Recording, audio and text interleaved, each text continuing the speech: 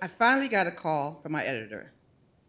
Our team was going to Angola, where the ship came from that was carrying human cargo 400 years ago. The story had been dangling out there for a while, at least the possibility that it was going, but now it was down to the wire. The clock was ticking. Lots of news organizations were doing stories about the 1619 commemoration, about when that slave ship came to the shores of the English colony in Hampton, and that forever changed the business of enslaving generations of people. But USA Today was going to take it to a different level. We were going to go where the ship came from. We had been working for weeks on a story with the Tucker family, who believe they are descendants of those Angolans. But we were going to make ours a little different. Our mission now was to ask Wanda Tucker, who's sort of the keeper of the family story, if she would travel 7,000 miles to this African country so we can chronicle her search for her ancestral roots. Only thing is, we only had like a few weeks to get our visa, to get our shots, to find an interpreter, to get a translator, to pack. And oh yeah, we had to ask Wanda if she would leave her good university job to come spend 10 days with us in Angola. But there was another hurdle. I'm all psyched. I go to my husband. Babe, I'm going to Angola. Hey? He doesn't even blink. Where? Oh, hell no, you ain't going to no Angola. All we know about Angola is that it had just come out of a civil war. All we knew was that the infrastructure was raggedy. All we knew was that landmines still dot the landscape. Everybody told us it was dangerous.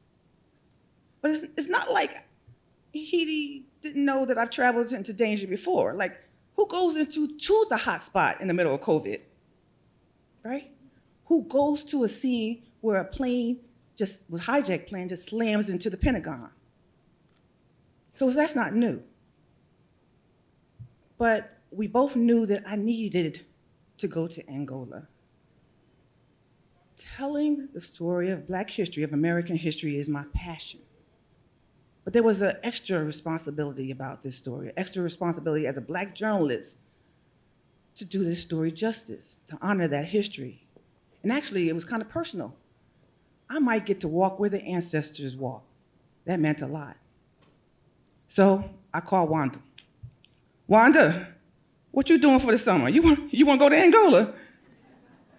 When she says that she's going to drop everything she's doing to go spend this couple of weeks with us because she believes in the mission, I know there's no turning back. A couple of days before we make this trip, I'm with the Tucker family in their cemetery, walking with them in their cemetery in Hampton, Virginia. Wanda's brother Vincent leans in. You better bring my sister back safe. I promise that I will. But inside, y'all, I'm like, Lord, please help me bring this woman back in one piece. And then hours before we were about to make the trip, we're in our busy newsroom. Our team, mostly made of Black journalists. There's Nichelle Smith, who is our Black history expert. There's Jared Henderson, who is our master visual storyteller. There's our feature editor, Kellyanne French. I don't know if this happens in many newsrooms, but us Black folks held hands. We prayed, Lord, protect us, ancestors, watch over us, and we vowed not to leave anyone behind. We're bound for Fort Massangano, a place where Angolans were marched to the Kwanzaa River, put on ships, never to return. It takes us damn near 2 days through 3 countries before we finally get to Angola, only to be greeted by a power outage at the visa office. So we can't even get our visas. And nobody there seemed to be worried or care that we're on the clock, that we only have a week to get this. Nobody. But we get there. We get our visas. And at our first stop, we climb these steep steps to a white building at the top of the hill.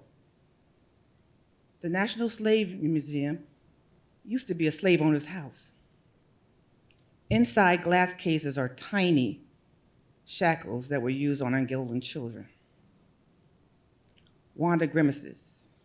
I'm a reporter. I'm jotting down notes. But it was a small baptismal bowl that made her cringe.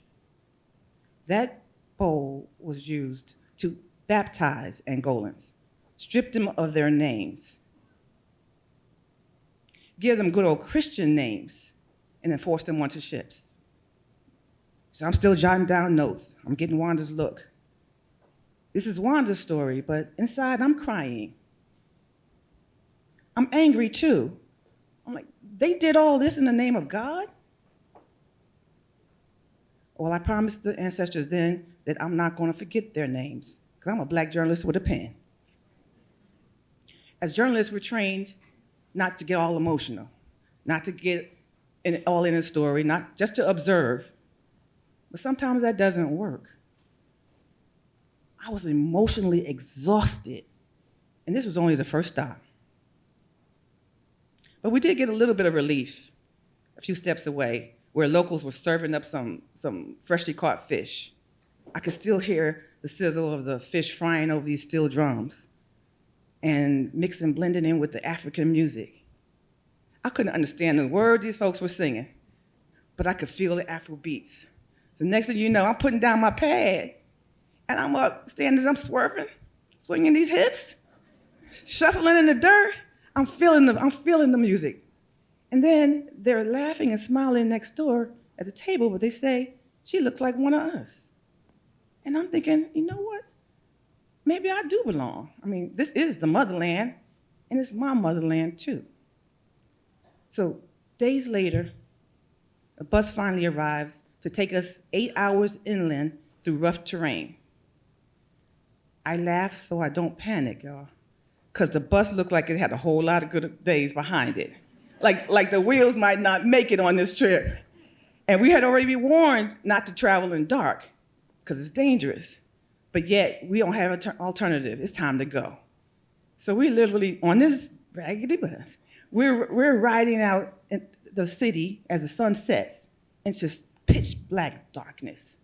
The bus is swerving around crater-sized potholes along this bumpy road that went from concrete to dirt. I'm nervous. I can't sleep. Actually, I'm scared. And I'm thinking, will this raggedy-ass bus get us to where we need to go? And then I'm thinking, why are we in Angola anyway? But then it becomes clear why. That same bus takes us to the majestic Calendula waterfalls. That same bus takes us to the Black Rocks where Queen Nzinga fought off the Portuguese slave trader. That same bus takes us to villages where chiefs greet Wanda as a descendant returning home. And they greet us too. They say, welcome home. They say, welcome home. But then it's the last day. We're racing to Fort Massangano. Racing to Fort Massangano. We got to get there. This is our last day. We get there only to find out that our bus can't make it up to the fort. There's a pickup truck that only can take 3 people. We huddle to decide who's going to go. Well, Wanda has to go. It's her story. Jared has to go. He has to capture the moment. And Nichelle, she planned this trip down to every detail, every stop. She has to go. So I hug Wanda, I hug Nichelle, I kiss Jared as he gets in the back of the pickup truck, and my heart drops as that pickup truck pulls off without me. It hurt. I mean, it hurt, like that deep down in your soul kind of hurt. I'm like, did I renege on my promise to watch over Wanda? Did I get this close to the finish line, but not get to the fort? Will I be able to tell the ancestor story and do it justice? Well, we all get back to the US. The clock is still ticking. So we're cranking out stories, videos, illustrations, pictures, doing all of that, our 1619 project becomes an award-winning piece for USA Today.